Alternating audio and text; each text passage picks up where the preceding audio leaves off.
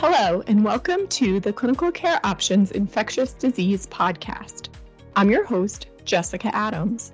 In this episode, Martin Rios, a PrEP user and advocate, discusses why PrEP persistence depends on healthcare professional knowledge. For the full online educational program, Staying on Track, Strategies to Support PrEP Persistence and Re-Engagement, please visit the link in the show notes for this episode. Now let's hear what Martin has to say. I began taking PrEP soon after finishing college around the age of 22.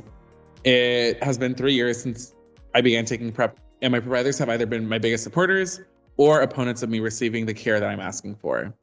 I've had 5 providers since beginning to take PrEP. Of those 5, 3 already knew what PrEP was. These 3 providers, all located inside the same medical office and primarily served minoritized groups and demonstrated a real passion for providing care for everyone they saw.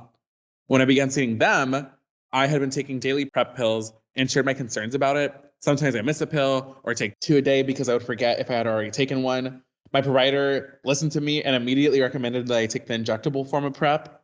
I was aware of this option, but unsure and honestly scared to inquire. It was extremely reassuring to not have to be the one to ask and to be offered. They ran through all the differences with me, and I've been getting the injectable ever since.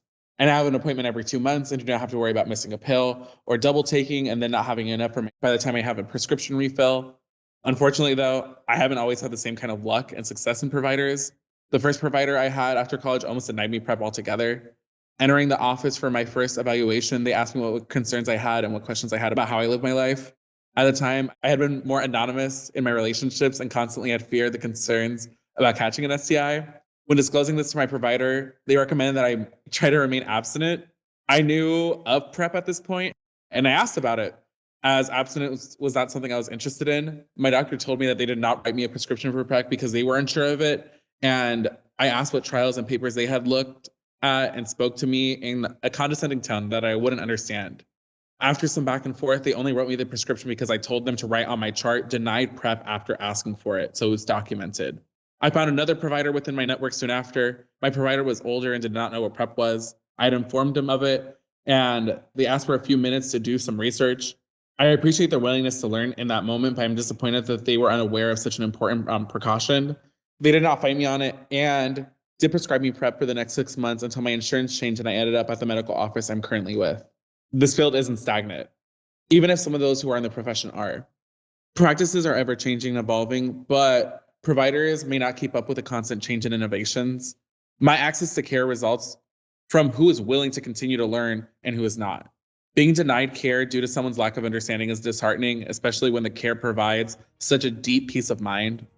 I'm preparing to move soon and can only hope that my next providers, wherever I end up, have done the same groundwork to provide me with appropriate care without fighting for it. Thank you very much to Martin Rios, and thank you to our listeners for joining in. To get more from our program, see the link in the show notes. You can view a foundational video module on PrEP persistence, blogs featuring specific case examples, clinical thought commentaries from people using PrEP, and downloadable PDF resources for healthcare professionals to print and share.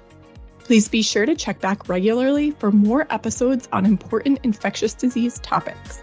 Thank you and have a great day.